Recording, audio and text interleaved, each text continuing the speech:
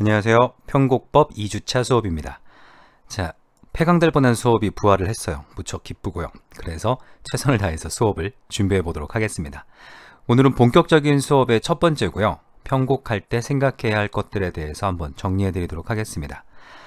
저는 20살 때 이제 작곡 전공이 되면서부터 편곡을 계속했어요.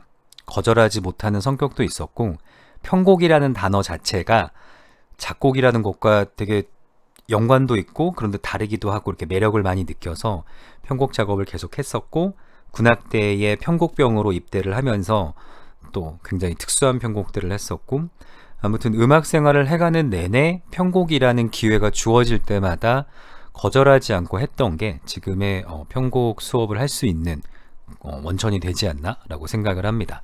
그래서 제가 경험했던 범위 내에서 다양한 지식들을 전달해 드리도록 하겠습니다. 자, 일단 편곡해야 할 때 생각해야 할 것 중에 가장 중요한 건 컴포지션과 어레인지먼트의 차이를 이해하는 거예요. 여러분들이 작곡 전공이기 때문에 작곡 파트에 필요한 것과 편곡 파트에 필요한 건 다릅니다. 쉽게 말해서 작곡에는 정답이 없지만 편곡에는 정답에 가까운 답이 있어요. 물론 음악에는 절대적인 답이 없기 때문에 편곡에는 답이 있습니다 라고 말하기는 조금 뭐하지만 좀 과하게 얘기하면 엄밀히 말해 편곡에는 답이 있어요. 그 차이를 이해하셔야 됩니다. 일단 작곡에는 상상력과 독창성과 개성이 필요하죠. Imagination, Originality, Personality가 필요합니다. 좌측에 보이는 악보가 제 현악 사중주 곡이에요. 굉장히 복잡하게 생겼죠. 우리가 작곡을 할 때 생각하는 건 이 곡에서, 이 악기를 통해서 어떠한 극단적인 내 아이디어를 표현할 수 있는 방법을 뽑아내는가. 그게 설령 엄청나게 어렵고 너무 한쪽으로 치우친 확장된 기법을 사용한다 하더라도 내가 표현하고 싶은 소리와 아이디어를 표현하는 모든 방법이 다 가능하다. 이게 작곡의 영역이에요. 하지만 편곡은 다릅니다. 잠깐 작곡의 영역의 사운드를 들려드리면,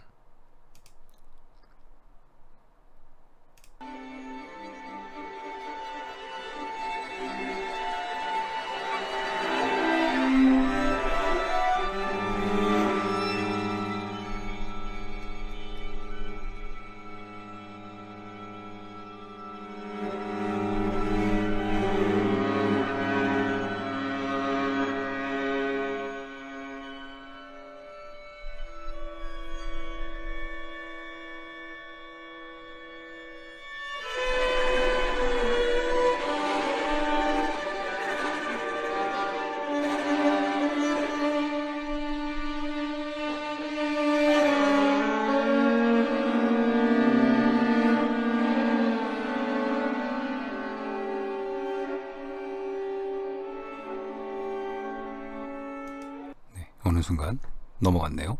잠시 딴 생각을 하다가 악보를 놓쳤는데 대략 이런 사운드예요. 제가 표현하고 싶었던 생각을 필터링 하지 않고 오히려 더 극단적으로 꺼내놓는 게 컴포지션의 영역입니다. 그런데 편곡은 달라요. 편곡은 여기서 설령 어떤 상상력을 발휘했고 어떤 독창성과 개성을 가지려고 했다면 그걸 어떻게 실현할 것인가, 리얼라이제이션의 문제예요. 그래서 이걸 실현하기 위해서는 현실적인 방법들을 택해야 됩니다. 그래서 편곡은 굉장히 현실적인 생각을 많이 해야 돼요. 버터플라이라고 국가대표 OST입니다. 제가 아마 재작년쯤에 편곡한 걸로 기억나요. 평창 올림픽 때 어떤 박람회 같은 공간에서 연주할 수 있는 스트링 퀸텟이 필요하다라고 해서 편곡했던 곡입니다. 그래서 같은 스트링 편성이어서 가져와 봤어요. 잠깐 사운드를 들려드리면,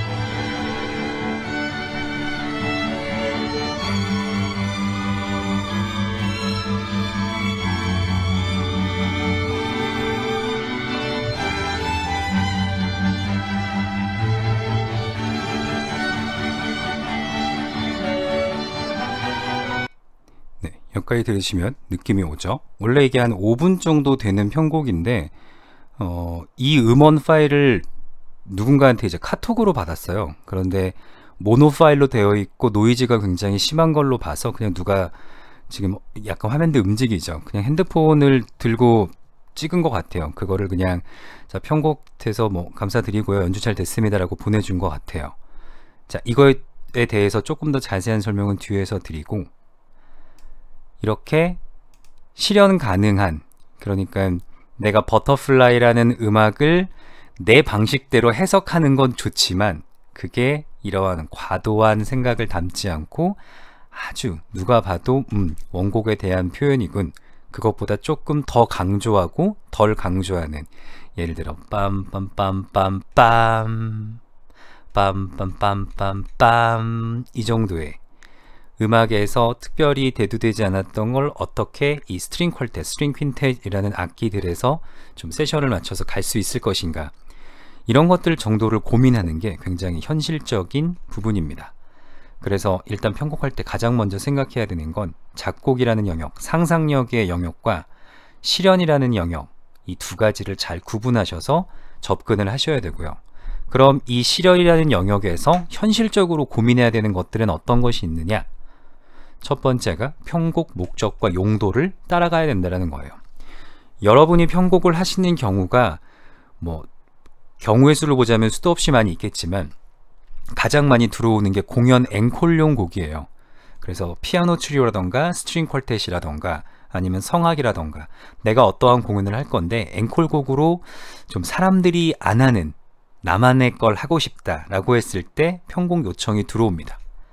아니면 교회 특송 같은 경우는 그래도 간간히 1년에 한 두세 번 정도 자기의 순서가 돌아올 때마다 그것도 역시 남들이 기존에 다 했던 레퍼토리를 하기 뭐하니까 교회 특송을 할 수 있도록 만들어 달라 라고 편곡 요청이 들어오고요.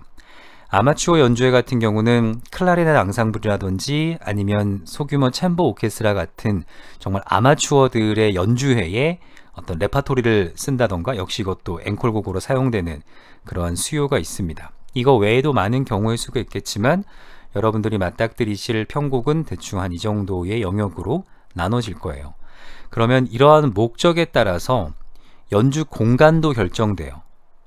방금 말씀드렸던 것처럼 이 국가대표 처음부터 음악회장에서 연주를 한다라고 부탁이 왔던 게 아니에요.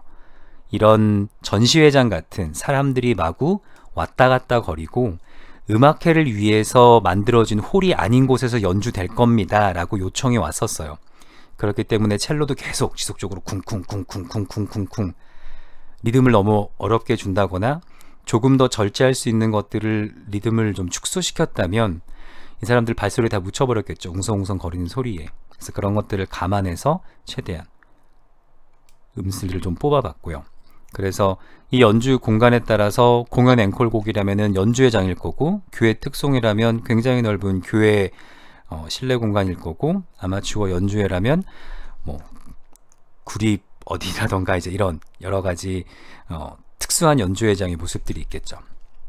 또 이런 공간은 실내냐 실외냐에 따라서 차이도 굉장히 커요. 제가 군악대에서 편곡했던 한 90%의 곡들은 거의 야외에서 연주되는 걸 목적으로 했던 곡입니다. 그 야외에서 연주되는 곡 중에 대표적인 게 3사체전이라고 있었어요. 지금은 아마 없어진 것 같은데 제가 군대 생활을 했던 2001년도에서 2003년도까지는 3사체전 행사가 있었습니다. 그 3사체전 행사를 잠시 보여드릴게요.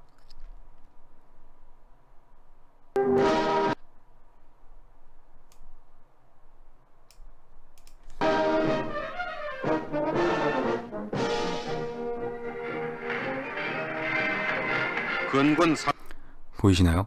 3사체전이라는 말이 무슨 말이냐? 육사, 해사, 공사 이 3군 사관학교가 모여서 체육대회를 하는 거예요. 이거는 체육대회가 아닙니다. 전쟁이에요. 거의 목숨 걸고 하죠. 이쪽은 저희 군악대들이 연주를 하고 있고 이 아래는 생도들, 저학년들로 이루어져 있는 카드 섹션 단입니다. 그리고 이 맞은편에는 육군 참모총장, 해군 참모총장, 공군 참모총장 모든 스타들이 다 앉아 있어요. 그러니까 여기에서 게임을 진다거나 특히 군악대의 사운드가 밀린다. 말도 안 되는 일이죠. 이건 거의 전쟁입니다. 근군 32도를 경축하는 육해공군 3군 사관학교 체육대회가 서울운동장에서 있었습니다. 4월 동안 계속된 이번 대회 축구 종목에서는 여기 맞은편에 장성들이 앉아있는 겁니다. 해군 사관학교와 공군 사관학교가 똑같이 1승 1무승부를 기록했습니다. 자, 카드 섹션 팀입니다. 제가 이 육군 사관학교 군악대에서 복무를 했었어요. 여기 앉아있는 게 이제 생도들입니다. 카드 섹션을 하고 있고 여기 있는 게 군악대예요.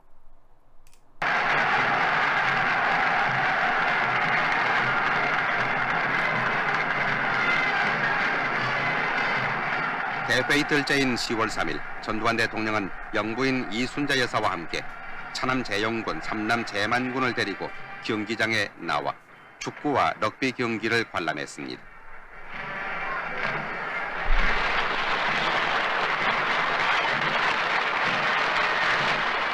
럭비 종목에서는 육군사관학교와 해군사관학교가 공동 수위를 차지했고 종합우승은 해군사관학교가 차지했습니다.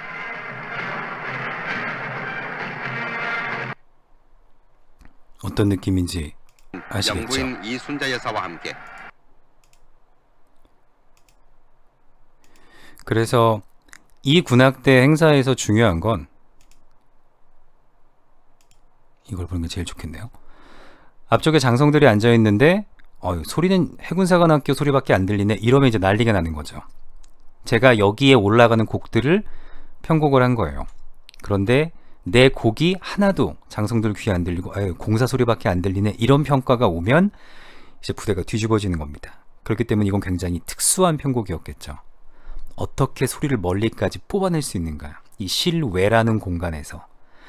또 이 체전이 축구도 하고 미식축구도 하고 또 뭐가 있었지? 3가지 종목이었는데 갑자기 하나가 생각이 안 나네요. 근데 이 3가지 종목을 하기 때문에 하루 종일 며칠간 해요. 그런데 이런 행사에서 되게 어렵게 편곡을 해서 연주자가 오전 연주하고 지쳤다. 안 되겠죠. 최대한 쉽고 효과적이고 크게 소리가 짱짱하게 잘 들릴 수 있게 편곡하는 게 목적입니다. 그것도 이 운동장을 가로질러서 들리게끔. 실내와 실외의 차이가 있겠죠. 이러한 편곡을 연주회장에서 편곡으로 사용했다. 이러면 연주회장에서 뭔 소리가 이렇게 커? 왜 다 유니즘밖에 없어? 이런 이제 평가를 듣게 되는 거죠. 목적에 따라서 편곡은 굉장히 달라져요. 그리고 제가 경험했던 편곡 중에 가장 특수한 편곡 중에 하나였습니다. 3군 사관학교 응원가. 굉장히 특수한 편곡이었고요. 그 외에 미술관이라던가 박물관 행사에서 연주할 수 있게끔 만들어 달라. 이런 건 이제 사람들이 웅성웅성 왔다 갔다 거리고 음악회를 위해서 만들어져 있는 잔향이 충분하지 않아요. 그렇기 때문에 또 그걸 고려해서 보컬곡이라면 조금 더 호흡을 짧게 만들어야 되고 소리가 잘 들릴 만한 사운드를 써야 된다는 차이들이 있습니다. 그리고 이런 목적과 용도에 따라서 얘를 얼마만큼 연습할 것이냐가 결정이 돼요. 교회 특송인데 한 달간 연습하지 않겠죠. 공연 앵콜곡인데 자기가 준비했던 레파토리보다 더 오래 연습하지 않겠죠. 그래서 편곡은 항상 이 사람이 할 수 있는 연주 능력보다 훨씬 더 낮은 난이도를 선택하게 돼요. 어쩔 수가 없습니다. 조금만 어렵게 해주면, 조금만 내가 이쪽보다 이쪽을 선택하게 되면 편곡이 항상 잘 연주가 안 돼요. 왜냐면 리허설은 정말 맥시멈 2번입니다. 이들이 한 번 만나서 연습하고 잘 가, 그리고 다음번에 다시 만나서 연습한다. 이런 경우는 거의 없어요. 그냥 딱 한 번 만나서 연습하는 거예요. 물론 이건 다시 말하지만 용도에 따라 달라요.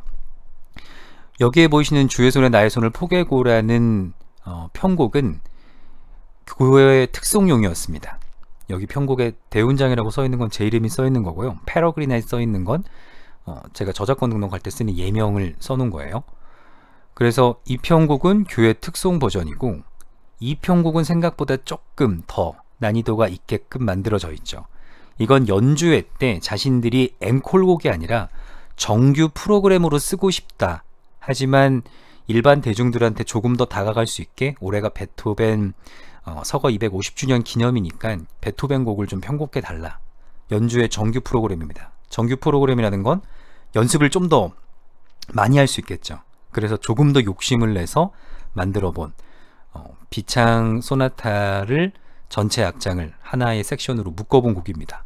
물론 코로나 시국 때문에 연주는 불발이 됐고요. 어떤 차이가 있는지 보이시죠? 조금 더 연습을 많이 할 거, 그다음에 연습을 조금 덜 할 거 구분을 해야 되고, 이 악보 또한 연습량에 비해서는 조금 악보가 난이도가 있었어요. 그래서 이 곡 같은 경우는 클라리넷이 특송을 하니까 클라리넷 선율이 잘 들려야겠지, 메인이지 라고 해서 클라리넷 멜로디를 쭉 줍니다. 그러면 저랑 친한 연주자니까 연주자가 뭐라고 하냐면, 중간에 너무 힘들어, 그래서 마지막 부분에 클라이막스를 못 가겠어, 중간 멜로디는 그냥 피아노한테 주고 나 한 8마디만 쉬게 해줘, 이런 요청이 와요, 수정해서. 그러면 또 그렇게 바꿔주는 겁니다. 사람한테 맞춰야 돼요, 편곡을 할 때. 그러면 이 사람한테 맞출 때 어떤 걸 고민해야 되느냐, 이 연주자들이 전공자인지 비전공자인지를 구분해야 됩니다.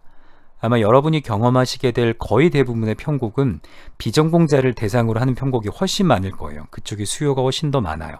그래서 보통 교회 오케스트라에서 연주한다거나 교회 성가대의 오케스트라 반주, 물론 거기엔 전공자들이 껴있는 경우도 있지만 그런 경우라든지, 아니면 정말 아마추어 동아리에서 연주를 한다든지, 혹시 전문가여도 일정한 팀을 하나 구성해 놓은 게 아니면 새로 조합된 멤버나 엑스트라인 경우가 많아요. 예를 들어 기획 연주 같은 경우는 대부분 안녕하세요 라고 처음 보는 사람들 7명이 모여서 연주합니다. 그렇기 때문에 그 7명의 편성에 맞는 새로운 편곡 버전이 필요하고, 그러한 수요 때문에 저희 같은 편곡을 한 사람들이 일을 받는 거예요. 그래서 연주자들의 지금 현재 상황이 어떤지를 고려하셔야 됩니다. 그걸 고려하셔서 이 연주자한테 맞는 쉬운 키, 적정한 음역, 적절한 휴지부들을 주셔야 돼요. 자, 이 편곡은 아마추어 클라리넷 앙상블 연주회에서 2명이 나와서 가을의 전설이라는 곡에 삽입된 곡을 연주하기 위해서 편곡한 겁니다. 자, 이게 원곡 악보예요. 피아노 버전입니다. 이게 클라리넷 2대의 버전이에요. 조표 선택을 보면 얘가 D 메이저죠. 클라리넷이기 때문에 얘가 이쪽에서 악보가 나가면 원래는 E 메이저로 나가야겠죠.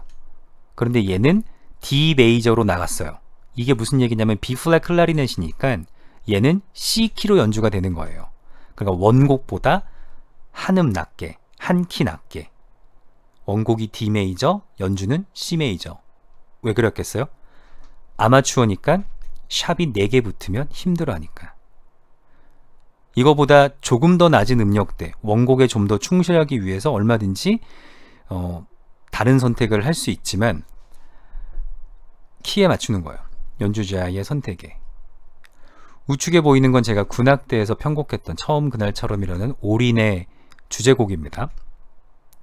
첫 시작 어떻게 하고 있나요? 샵 하나, 3개, 4개. 이러면 우리 고참들 짜증나죠. 물론 이건 제가 말년대에서 그런 짜증은 없었지만 첫 부분은 원곡대로 가고 싶었어요. 왜냐면 마디가 짧으니까.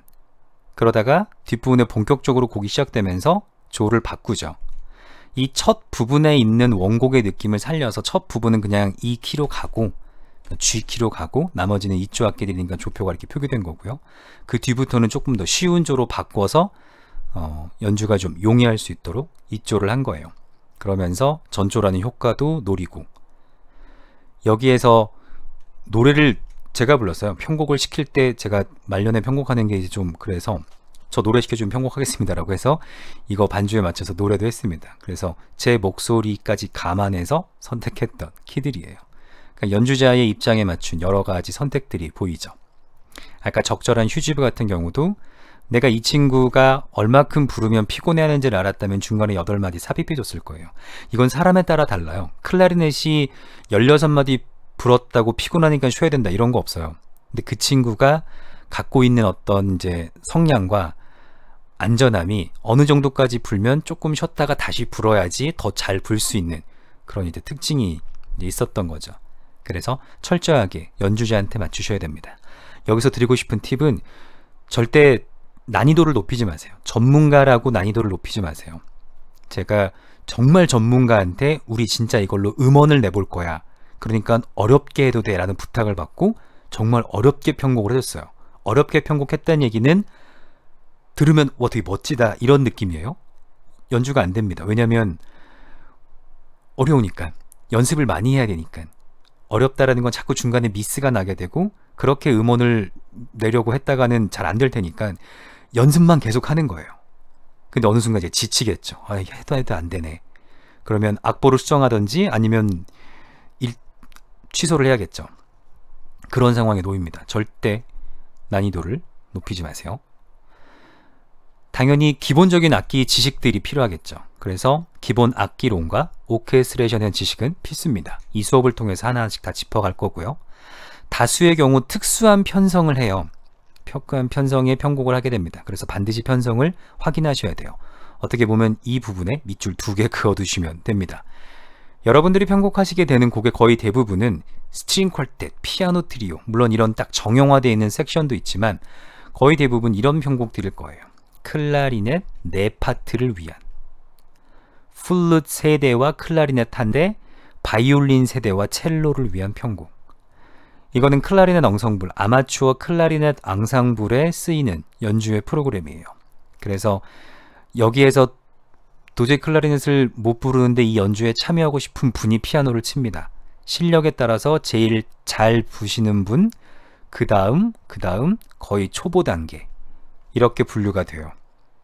그렇다는 얘기는 주요한 멜로디는 이 둘한테, 그 다음에 대선율은 한 이 정도, 얘는 정말로 베이스를 받쳐주는 역할로만 사용해야 되겠죠. 얘네는 다 똑같은 음색과 똑같은 음역대를 가진 똑같은 클라리넷이에요. 걔네를 4파트로 나누는 겁니다. 이렇게 4파트로 나누는 건 스트링 퀄텟으로 나누는 것과는 차이가 있어요. 얘는 중학교 방과후 수업용 편곡입니다. 아마 등원중학교, 등촌동에 있는 등원중학교로 기억이 나는데요. 이 편곡은 어떻게 이런 편성이 나오냐면 방과후 수업 때 신청을 받겠죠. 그때 신청을 받은 학생들 그 악기대로 가는 거예요. 1년간 이 편곡을 유지합니다. 그러니까 이 팀은 플룻 하는 애 3명, 클라리넷 하는 애 1명, 바이올린 하는 애 3명과 첼로 1명으로 이루어져 있는 방과후 교실인 거예요.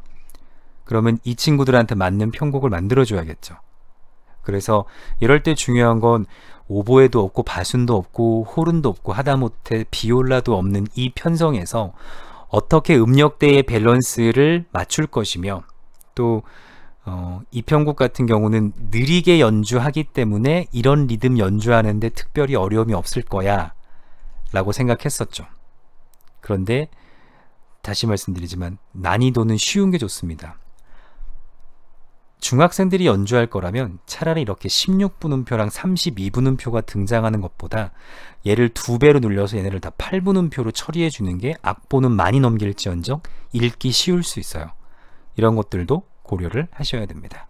그래서 여러분들이 보시게 되는 편곡은 아마 거의 대부분 특수한 편성의 편곡이기 때문에 반드시 편성이 정확하게 어떻게 된다고요? 확인하셔야 돼요. 정말 사람 수에 맞춰졌는데 플룻이 2대겠지 라고 해서 third 빼면 난리 납니다. 정말. 네, 그래서 항상 편성 확인하시고요. 최종적으로는 악보를 만드실 때 마무리 작업은 여기에서 결정이 돼요. 페이지를 넘기기 쉽게끔 되어 있는가, 음표는 읽기 좋게 크게 되어 있는가, 파트보를 어떻게 만들까냐에 대한 문제겠죠. 악보를 부는 도중에 끊고 손으로 넘기게끔 페이지 터닝 포인트를 잘못 잡는다. 이러면 연주에도 망치고 연주가 잘 안 돼요. 음표가 크지 않으면 연습할 때는 익숙해졌던 게 막상 무대에 올라서 불이 꺼지고 조명이 들어오면 이게 잘 안 보일 때가 있습니다. 그리고 뭔가 이렇게 연주를 하면서 쓰죠.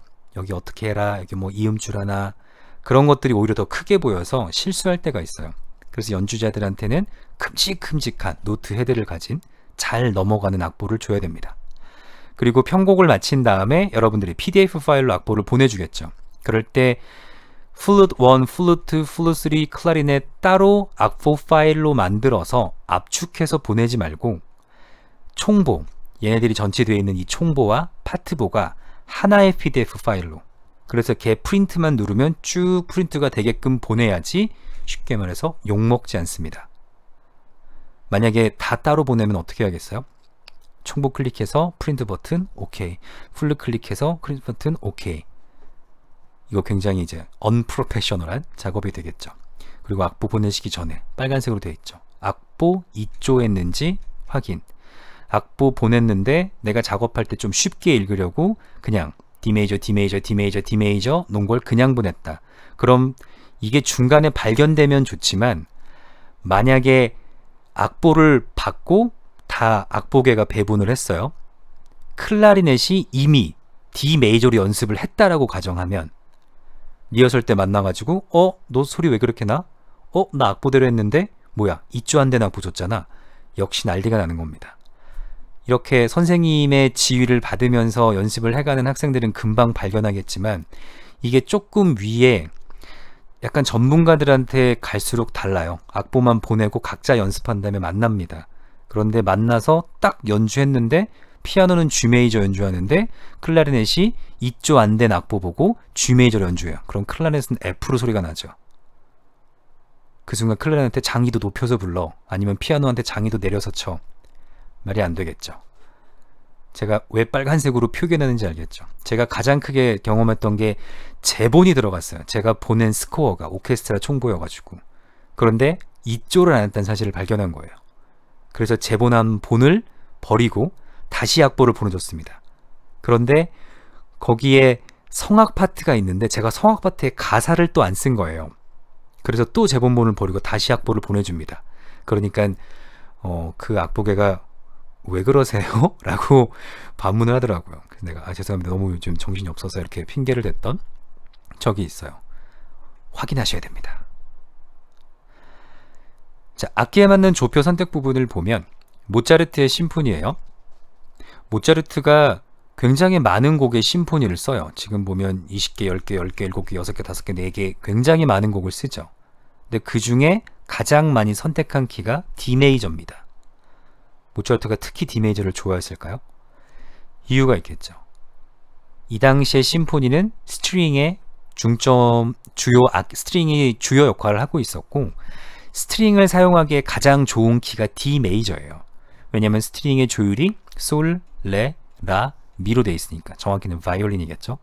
그래서 두 번째 현을 개방현으로 했을 때 타니, 도미넌트, 서브 도미넌트, 그 다음에 슈퍼 타니까지 음계에 있는 중요한 음들을 다 오픈현으로 연주할 수 있죠.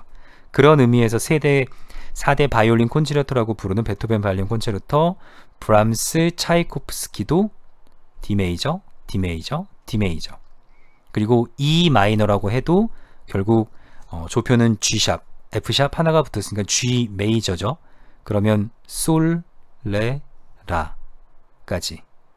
E 마이너라면 미, 솔, 라. 레는 레샵으로 처리하면 바이올린한테 가장 쉽게 연주되는 조를 선택한 걸 볼 수 있죠. 그래서 스트링을 위한 편곡이냐, 브라스를 위한 편곡이냐, 특히 클라리넷 같은 2조 악기를 위한 편곡이냐는 그 악기에 맞는 조표를 선택하셔야 돼요. 이건 제가 재즈 어레인지먼트 수업 때, 미국에서 들었던 수업 때 했던 빅밴드 파트보입니다. 샵 하나, 없고 플랫 2개. 간단한 조표로 되어 있죠. B 플랫 조를 선택하면 트럼펫 같은 경우 B 플랫 악기니까 C 조로 연주를 하게 되고, 알토 색소폰 같은 경우 E 플랫 조 악기니까 G로 연주를 하게 돼요. 테너 또한 B 플랫 조 악기니까 C 메이저로 연주를 하게 되고요. 연주자가 악보를 보기 쉽겠죠. 이 재즈 어레인징의 목적은 스튜디오 타임 때 친구들이 연습하고 있는 시간에 악보 들고 가서 악보 딱 주고 자 초견으로 시작하는 게 목적인 편곡이에요.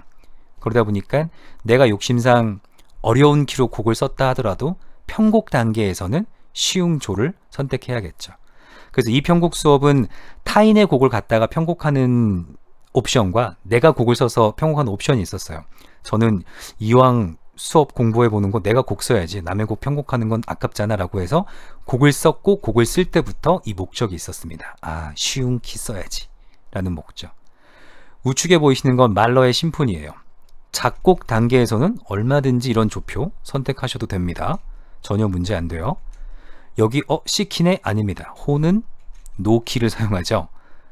F조니까 노키를 사용하고 있어요. 이런 조입니다. 플랫 6개, 플랫 4개, 플랫 3개. 안 됩니다. 편곡 때는. 작곡 때는 오케이, no problem. 문제 없어요. 하지만 편곡은 안 됩니다. 마지막이에요.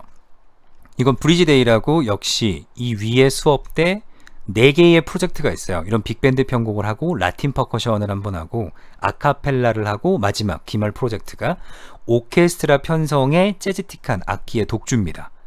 그래서 저는 이제 브리지데이라는 예전에 어떤 가스펠 쓰시는 분이 썼던 멜로디를 제가 오케스트라 반주를 붙였던 걸 조금 더 재즈 기타와 재즈 컨트라베이스를 추가해가지고 편곡을 한 버전을 냈어요. 여기에서 볼 수 있는 건 제가 이 편곡을 하고 총보와 파트보를 제출해요. 저는 총보와 파트보를 총 제작하는데 조금 과장하면 3분이 걸렸습니다. 왜? 저는 이 과정이 익숙하거든요. 총보를 만들어서 사이즈 조절하고 파트보로 엑스트랙하면 대충 어떻게 파트보가 나온다라는 걸 알고 그 파트보를 레이아웃을 몇으로 잡아야 깨짐없이 된다라는 걸 알아요.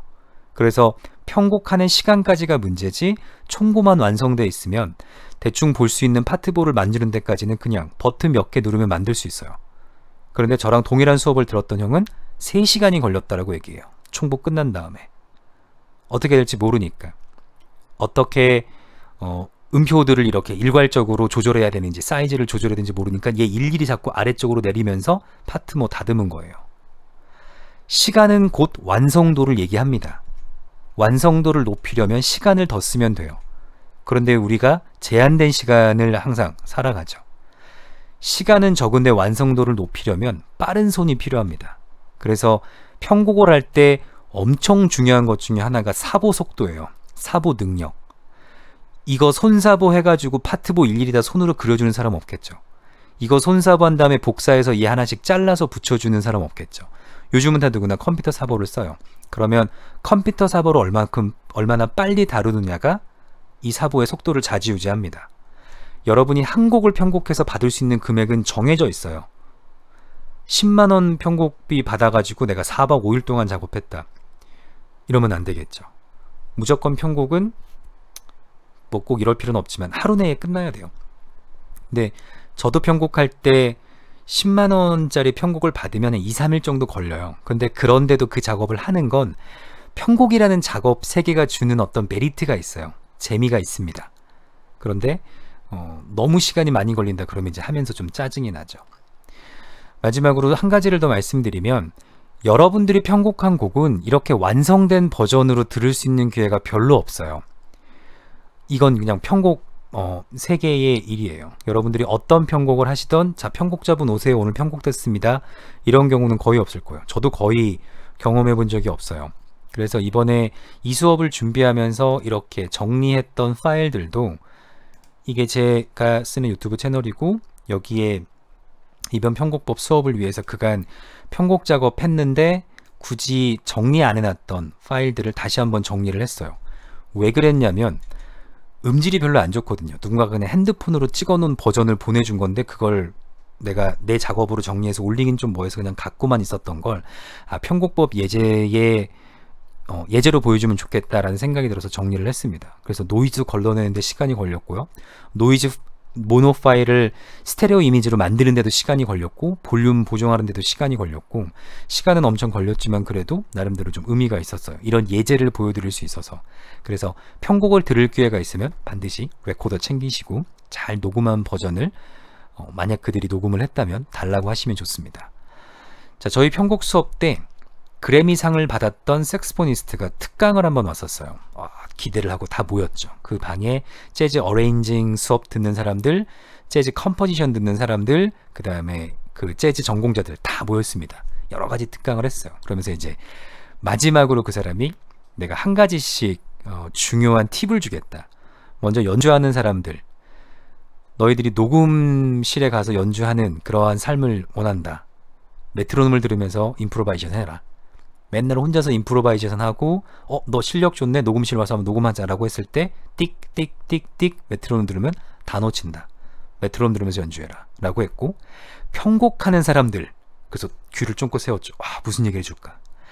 악보 양쪽 여백을 최대한 좁혀라.